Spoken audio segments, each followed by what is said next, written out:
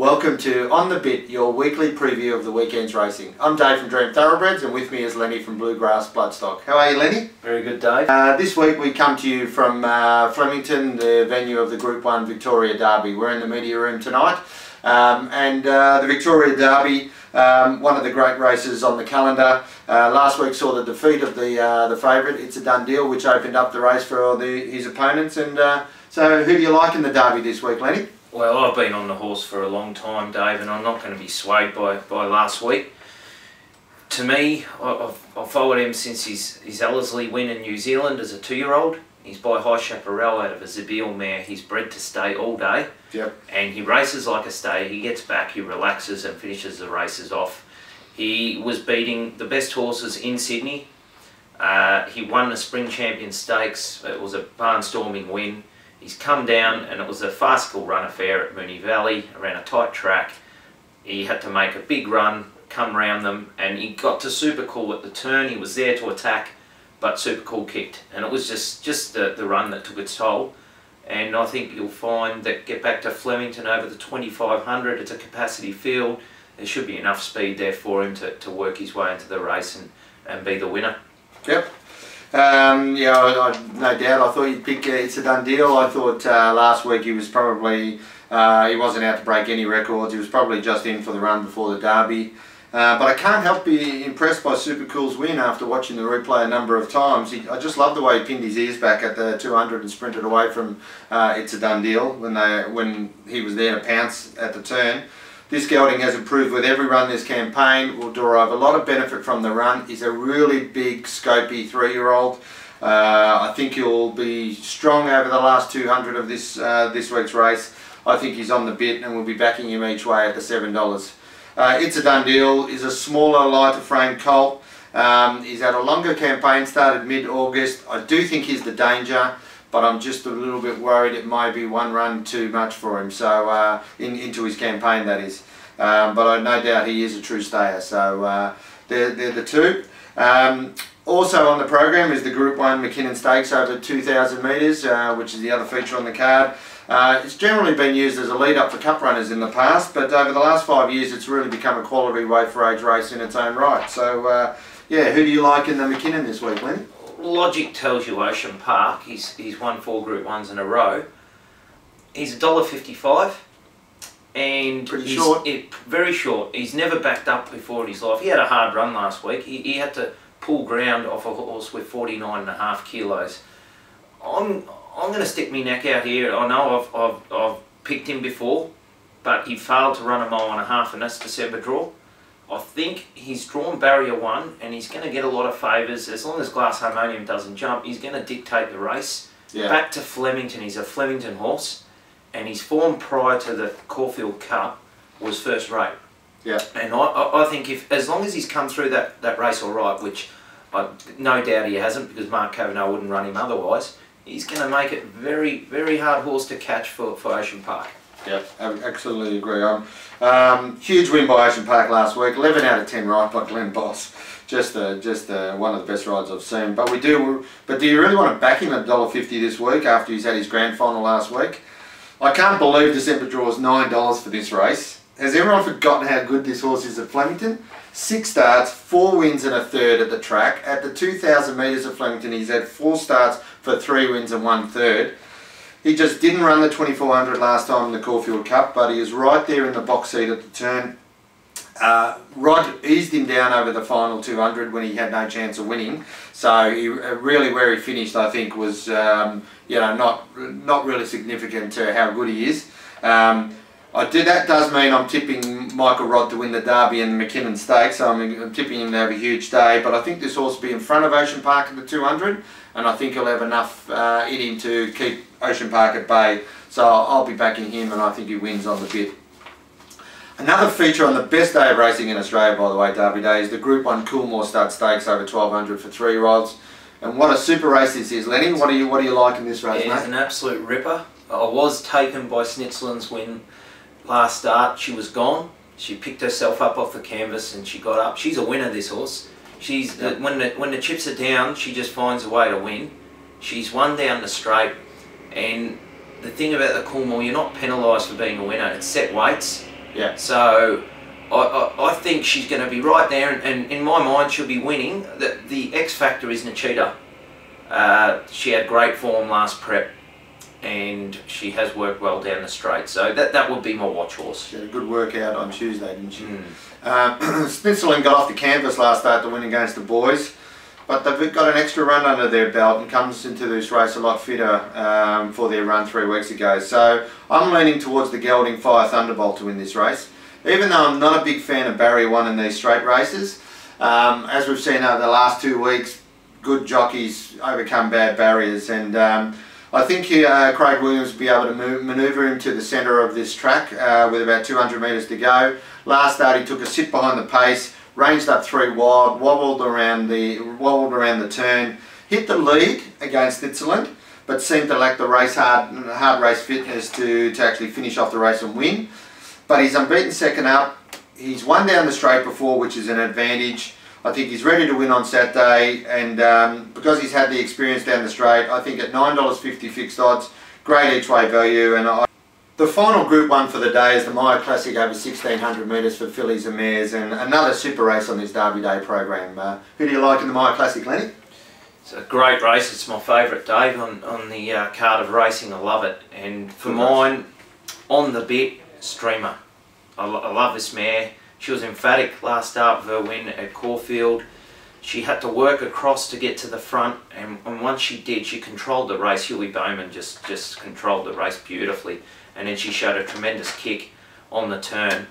Now she's come to Flemington. She's drawn the 9. They can come from the outside at the mile, and she can go forward or she can go back. So she's pretty versatile. Yep. And she has proven herself over a mile. She won by 6.5 the Flight Stakes at Randwick, so she's on the bit for me.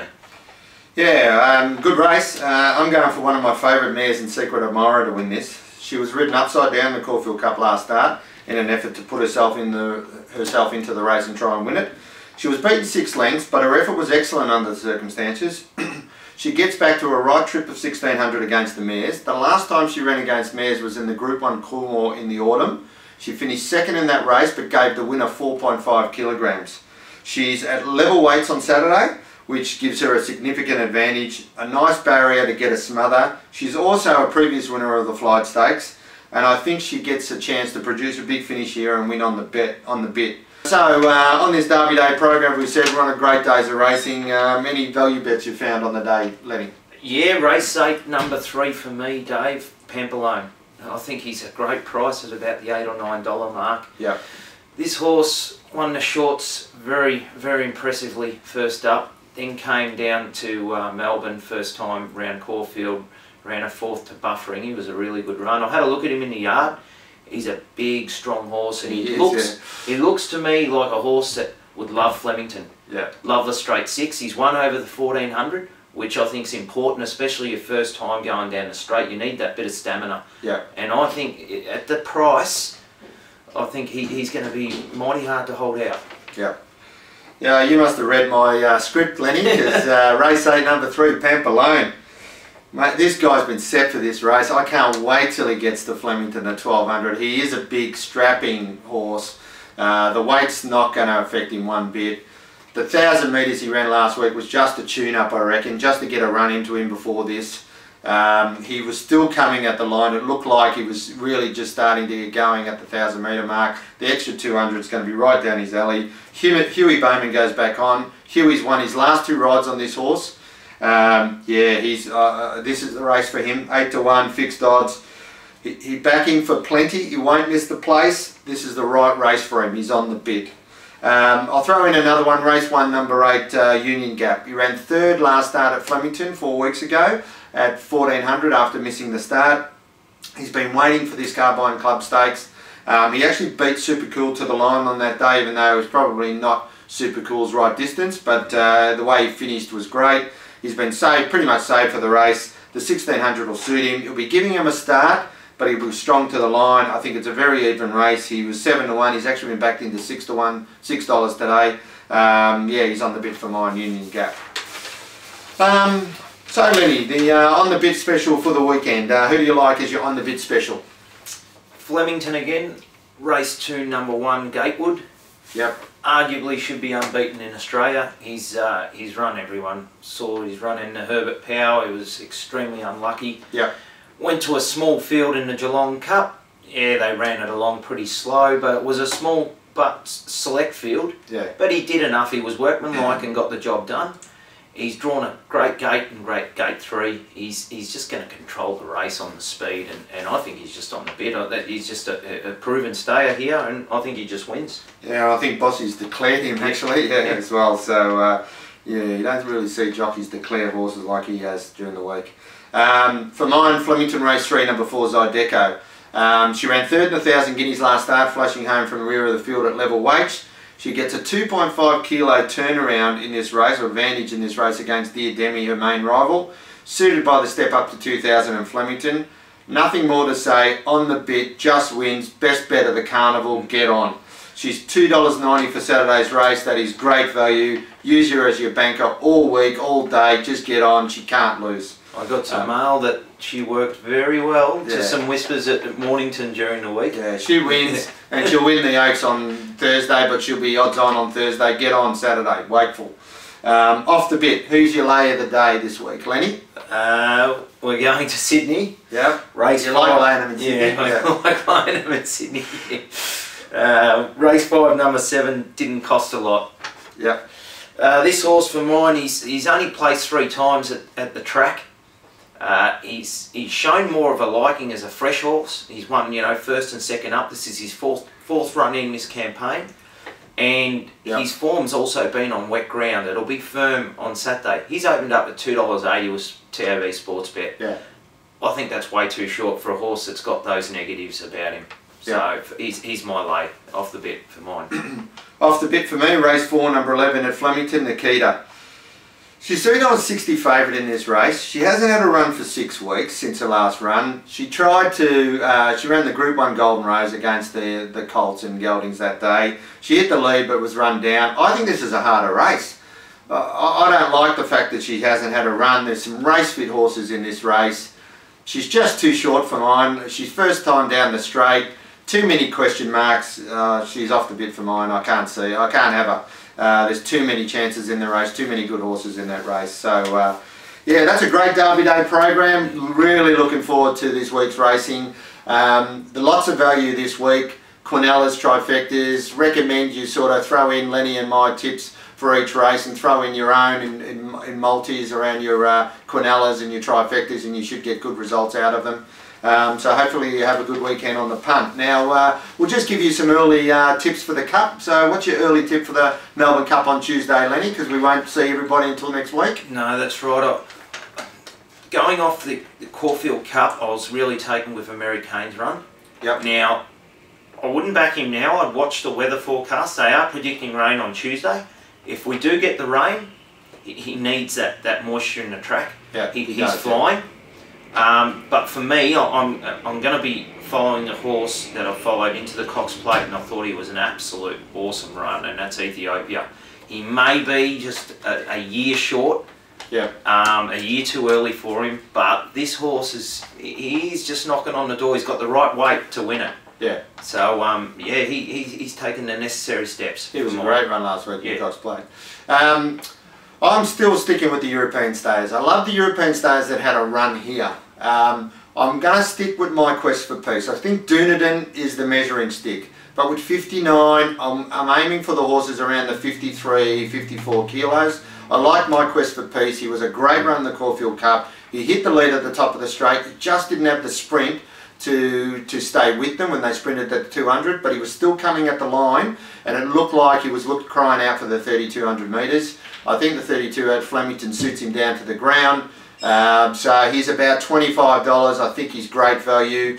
The other horse I'm really keen on if he gets a start is that Shawadi, who won the Herbert Power. If he gets a run, I think he's a real big chance in this race. They've taken the chance by not running him again since that race to hopefully get a run. He's really borderline. I don't think he'll get in, but if he gets in, I'd be throwing him in. He's going to be around the 15 to 20 mark, $15 to $20 mark as well. I think he's good each way value as well. So, as we said earlier, good luck to everyone. Hope you have a great Melbourne Cup Carnival. We'll be back to you here next week for a preview of Emirates Day.